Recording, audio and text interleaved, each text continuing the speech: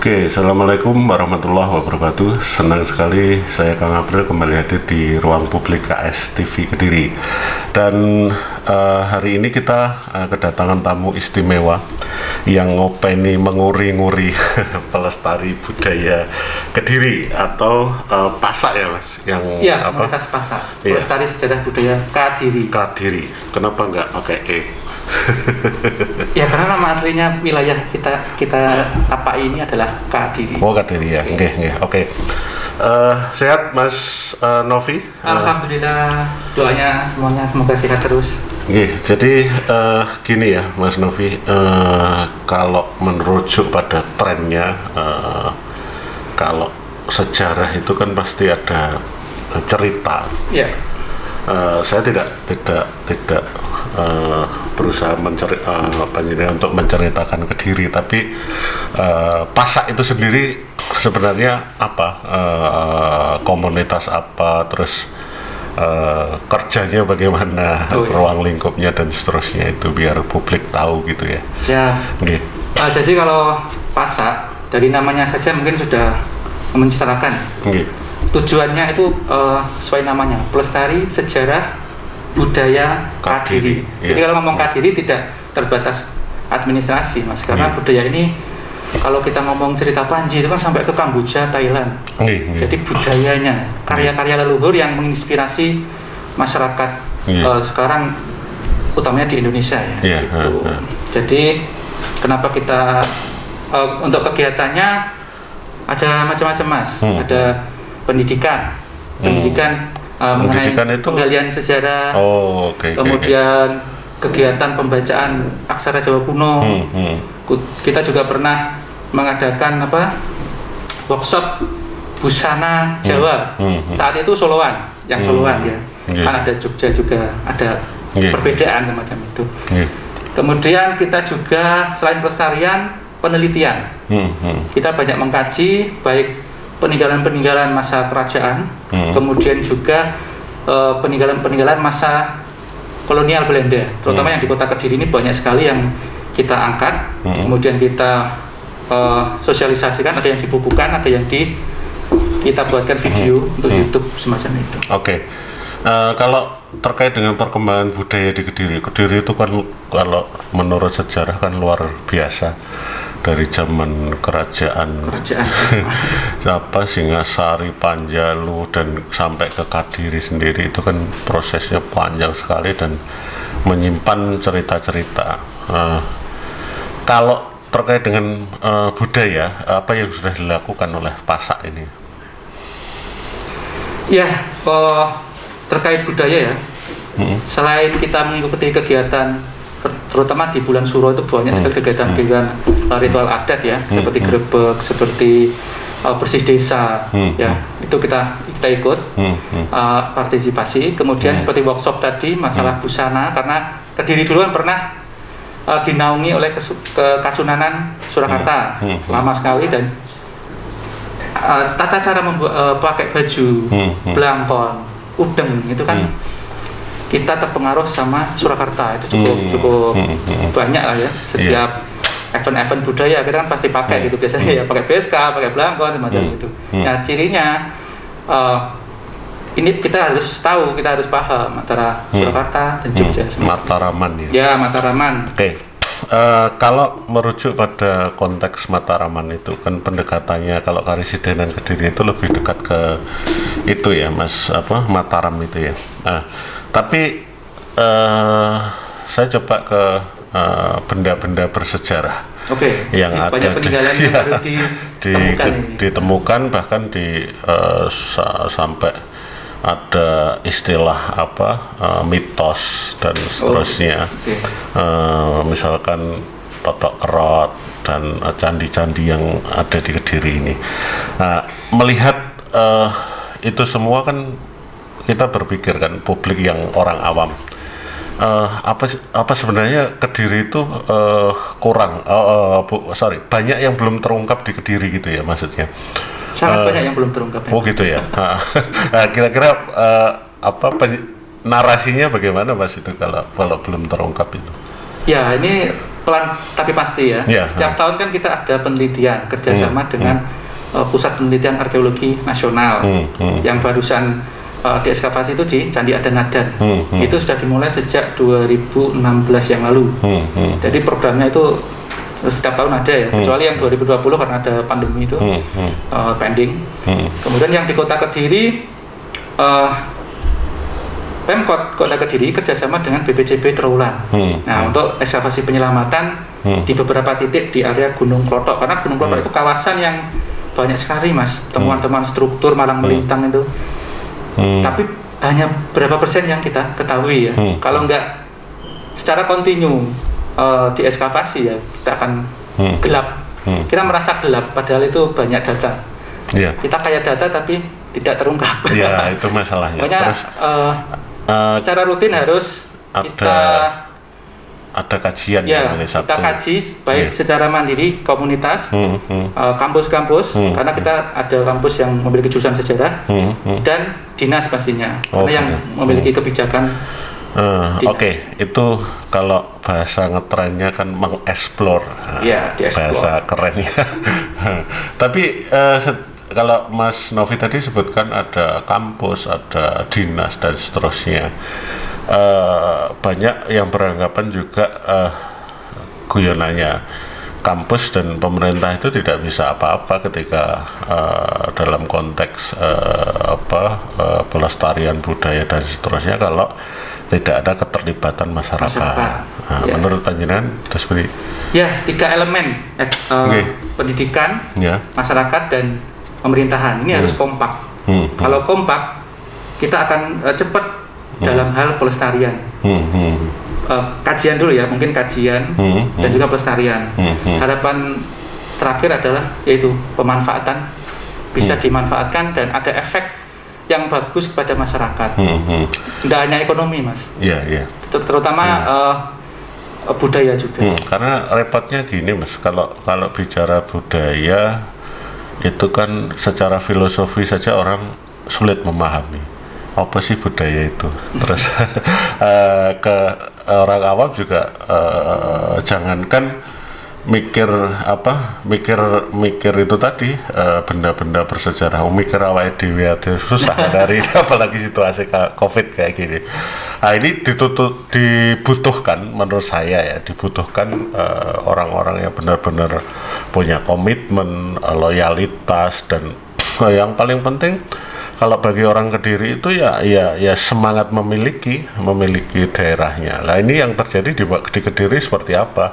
Saya lihat beberapa kasus bahkan di tahun berapa itu ada yang coba-coba berdramaturgi, artinya bersandiwara untuk menemukan sebuah arca padahal itu pembelian dari Mojokerto misalkan untuk ditanam terus ini kan bukti bahwa masyarakat itu sekarang apa karena imbalan atau reward atau macam-macam. Menurut jenengan trennya seperti apa hari ini? Kalau hari ini sebenarnya banyak ya masyarakat yang melek terhadap budaya itu terhadap peninggalan budaya itu. Hanya saja yaitu tadi kalau nggak ada efek langsung ke dia, terutama masalah keuntungan finansial itu yang kayak apa ya, acuh gitu loh, kayak meremehkan gitu loh.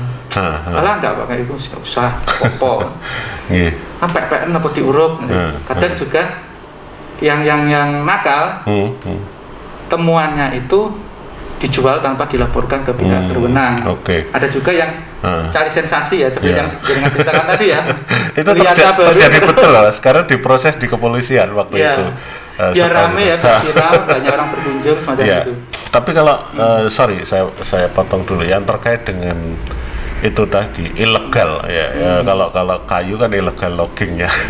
Tapi kalau ini ilegal apa gitu yang terjadi, karena setahu saya jual beli benda-benda bersejarah seperti itu juga lagi ngetren, dan itu melibatkan banyak dalam tanda petik komunitas-komunitas itu. Karena kan nggak mungkin orang nggak ngerti arca tapi terus beli arca, kulaan arca itu kan nggak mungkin contohnya. Nah, sebenarnya kalau untuk masalah kepemilikan itu sudah diatur di Undang-Undang Nomor 11 Tahun 2010 tentang pelestarian cagar budaya. Nah, ada. Itu ada, Mas. Ada pasal yang mengatur kepemilikan tersebut boleh dipindah tangankan. Saya punya, terus saya jenengan pengen, saya kasihkan atau sampean kompensasi apa boleh. Yang penting adalah dilaporkan. Jadi ada berita acara yang jelas. Oh, dari Kediri sekian. Dipindahkan ke katakanlah jenengan orang Nganjuk, dipindah ke Nganjuk, itu ada berita acaranya. Nah, harapannya apa sih? Kalau itu bendanya asli, sudah punya SK, katakanlah SK penetapan itu benda asli ya, cagar budaya. Nah, ini nanti malah untuk melindungi teman-teman yang senang di koleksi benda-benda cagar budaya tersebut, semacam kita beli burung langka, ini asli loh, keturunannya asli, masih belum tercampur oleh yang lain, kan ada suratnya kan. Dan itu untuk melindungi teman-teman kolektor semacam itu. Jadi jangan takut kalau ada temuan. Kalau itu memang benar-benar asli, harus dikaji, dilaporkan. Nanti kalau ada surat dari pemerintah, itu malah melindungi jenengan. Masalahnya gini. Misalkan kalau di mall-mall itu ada call centernya. Di dalam konteks seperti ini kan orang bingung mau telepon siapa. Contoh gini, ada ular besar di rumah warga misalkan. Orangnya nggak paham kan larinya kemana. Itu padahal BPD misalkan itu ada call centernya. Kalau ini terus ini Mas, bisa menghubungi kalau secara birokrasi ke dinas terkait ya. Kalau di Kabupaten Kediri ada Dinas Pariwisata dan Kebudayaan Kabupaten Kediri.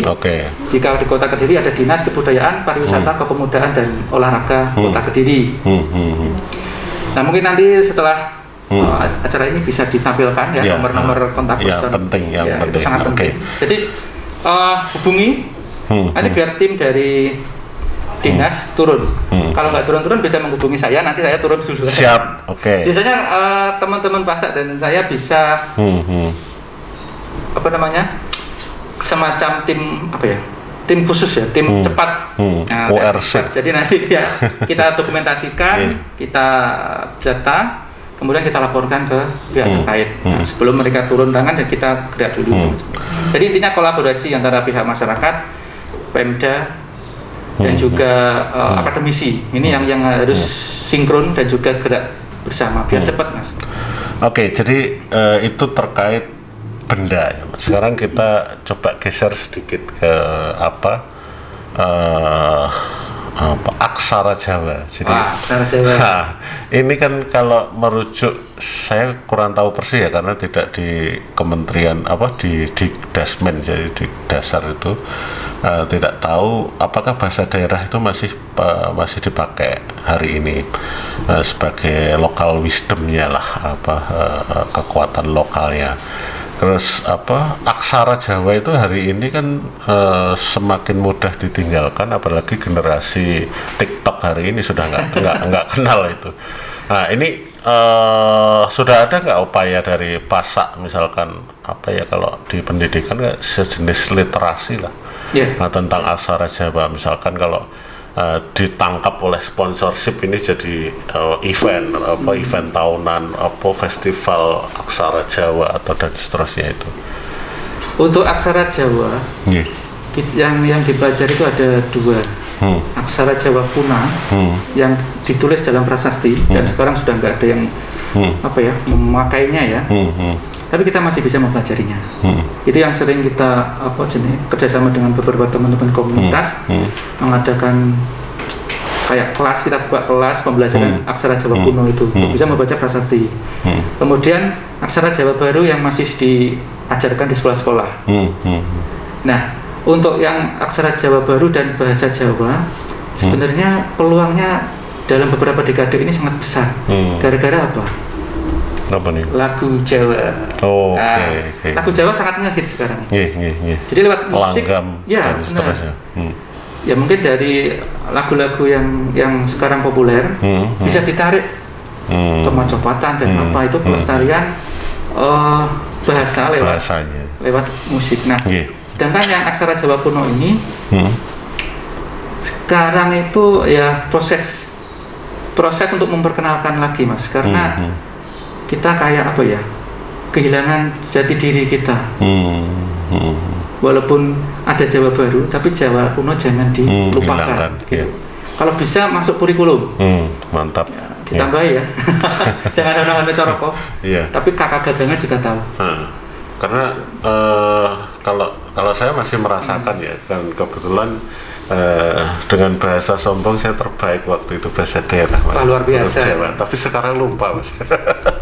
Sampai lupa karena jarang dipakai. Iya, nggak pernah sejak keluar dari SD kan nggak pernah, karena SMP waktu itu nggak ada bahasa daerah itu.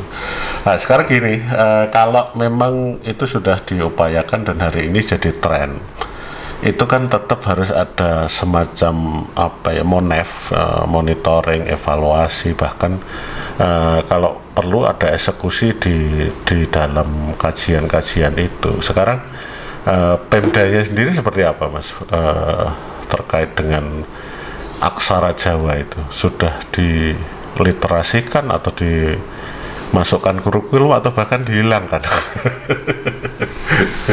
Kalau untuk masuk ke kurikulum untuk aksara Jawa kuno Kawi itu masih belum ya, belum. Belum. Tapi harapan ke depan ini yang masih diproses, diperjuangkan. Kemudian kita saya lihat beberapa teman yang kreatif itu bikin font di laptop HP itu dengan aksara Jawa kuno. Nah ini sudah banyak yang menyebar ya. Kemudian untuk di Kediri sendiri, alhamdulillah yang Museum Erlangga itu memfasilitasi untuk kelas Jawa kuno. Museum Erlangga itu tepatnya di Kota Kediri, yang di area wisata Selomangga, Kelotok itu. Nah itu cuman kita masih belum membuka kelas lagi, sayangnya itu. Kita belum berani ngumpulin masa. Oh gitu, karena pandemi ya. Tapi 2020 kemarin saat kita membuat cungkup prasasti Siman di Kepung, alhamdulillah Pemkab membantu ya lewat Dinas Kebudayaan. Kita mengadakan kelas pengenalan Jawa kuno kepada anak-anak sekolah di sekitar Kepung situ, ada SD, SMP. Alhamdulillah antusias sekali dalam kita kasih tantangan ke peserta menulis nama dengan aksara Jawa kuno. Dan luar biasa antusiasnya dan mereka bisa. Walaupun cuma sekali pertemuan. Sangat simpel tapi berkesan gitu. Iya. Terus respon hari ini bagi kalangan milenial itu sebenarnya seperti apa, Mas? Kalau menjenengan, maksudnya kita bicara fakta, data di lapangan itu seperti apa responnya sebenarnya? Ya ini kan minat khusus, Mas ya. Terutama Jawa kuno ini kita masih kalah jauh dengan bahasa dan aksara Korea yang sedang ngehit sekarang. Kalau di milenial ya, kalangan anak-anak muda itu. Ya alhamdulillah masih ada dari anak-anak muda itu yang mau menggeluti dan mengenalkan aksara Jawa kuno dan mempelajarinya. Jadi setiap ada kelas, entah itu teman-teman komunitas yang ada di Sidoarjo, sudah jalan. Terakhir ya 2020 kemarin kita ngundang teman yang pinter aksara Jawa kuno dari komunitas Asta Gayatri Tulungagung ngisi di Kepung itu.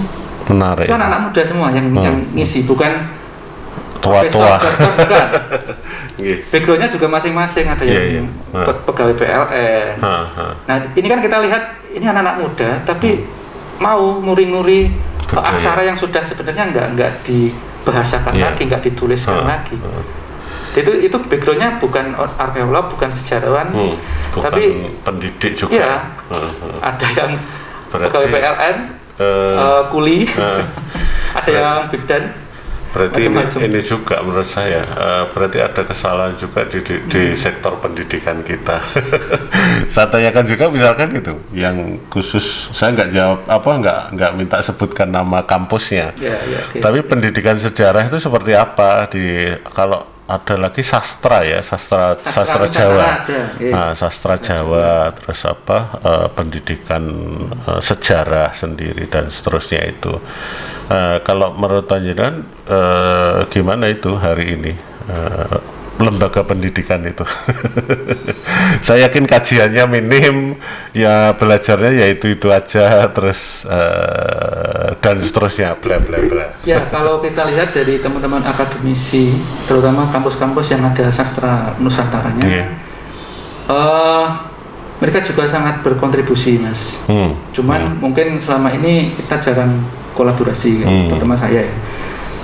Tapi karya-karya mereka, terutama tugas akhir ya, mahasiswa, dosen ya, disertasi atau apa, dari mereka sangat bermanfaat juga untuk bahan pelajaran teman-teman komunitas.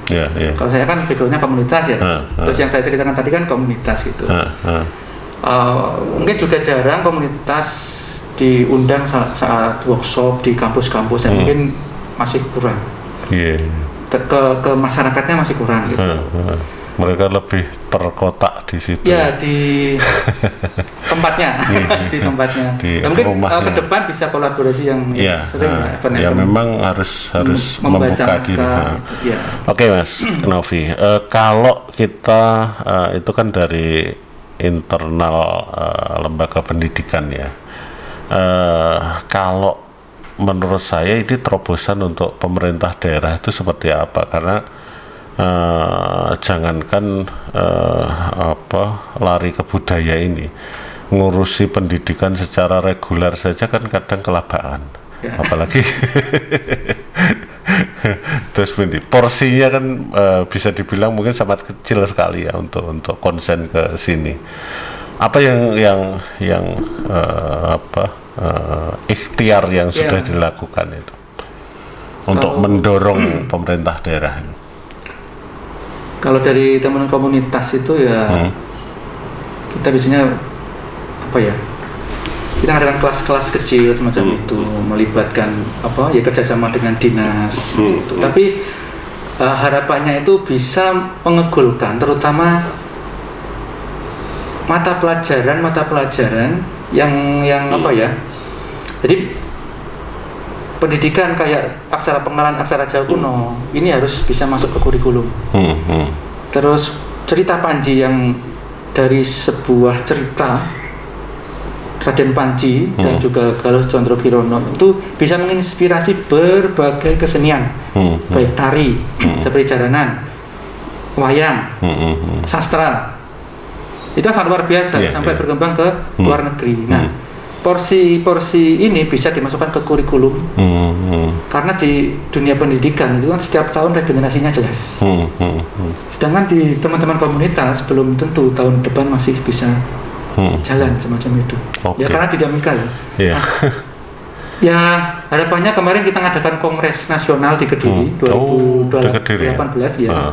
Itu sebenarnya sudah ada kristalisasi unek-unek dari teman-teman Indonesia, perwakilan Indonesia ditampung, dan saat Kongres Nasional Kebudayaan di Jakarta kita sudah tokohnya serahkan. yang datang siapa Mas waktu itu? Ada tokohnya nggak kira-kira? Yang jelas dari pihak kementerian ada perwakilan Pak Iqbal saat itu, kemudian dari Pelestari Aksara Jawa Kuno Pak Gunawan Sambodo Magelang, Temanggung. Dan banyak sekali komunitas-komunitas sejarah yang hadir saat itu. Saya sendiri nggak hafal komunitasnya ada berapa itu. Bahkan kalau di total se-Indonesia ribuan ya mungkin ya.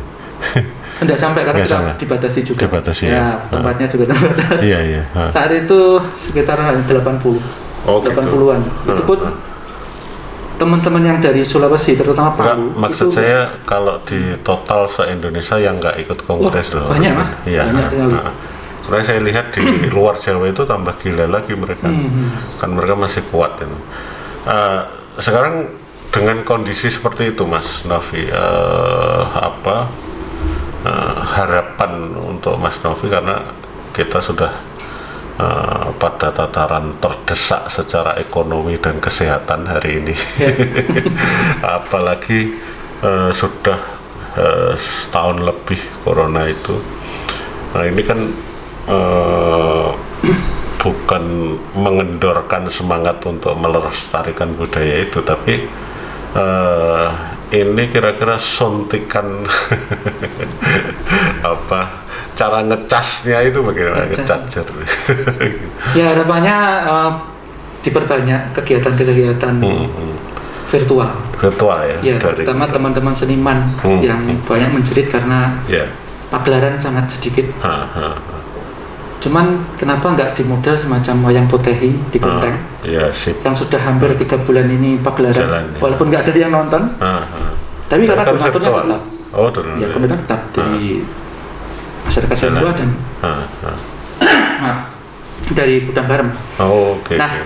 Terobosannya adalah kegiatan virtual. Kalau nggak boleh mengumpulkan massa, nah ini mungkin dari dinas terkait bisa memberikan insentif kegiatan virtual. Dalam 1 bulan harus ada kegiatan pagelaran kerjasama dengan KSTV tentunya ya. Siap. Kita selalu siap. Diperbanyak kegiatan virtual semacam itu untuk yang memberikan nafas kepada seniman-seniman terutama.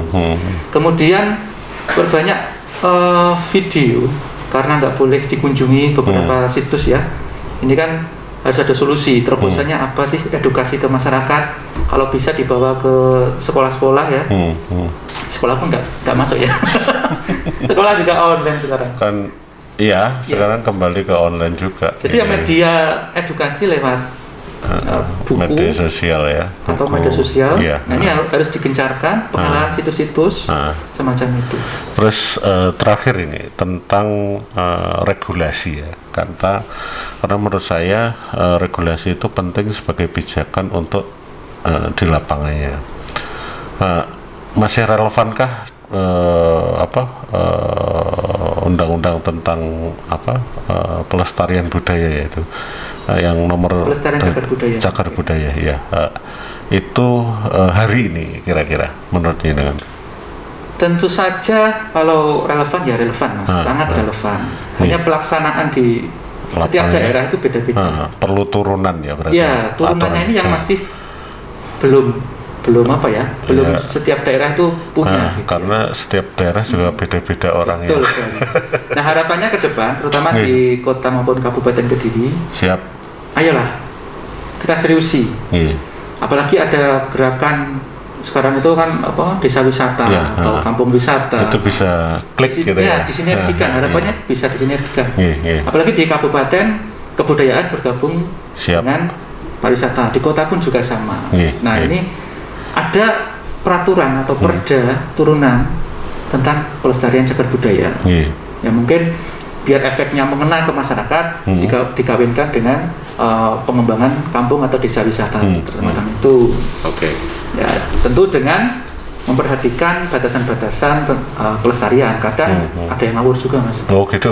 Wah ini sumbernya kotor, dibersihkan pohon-pohon yang besar. Itu malah merusak semuanya. Merusak gitu. Peraturan lingkungan hidup dirusak juga. Itu sangat mengkhawatirkan. Jadi ya sinergi lah. Jadi kuncinya memang kita regulasinya di payung hukumnya di tingkat atas sudah ada. Nah, sekarang tinggal kita bicara tentang turunannya di daerah-daerah dan sekaligus aplikasinya. Terima kasih sekali Mas Novi kedatangannya di KSTV. Kita mungkin bisa kembali berbicara di tema yang berbeda. Siap. Karena ini menarik sekali. Setiap ada temuan kita referensinya siapa, ininya siapa juga bingung. Masyarakat awam ya. Jadi pemirsa KSTV, kita sudah ikuti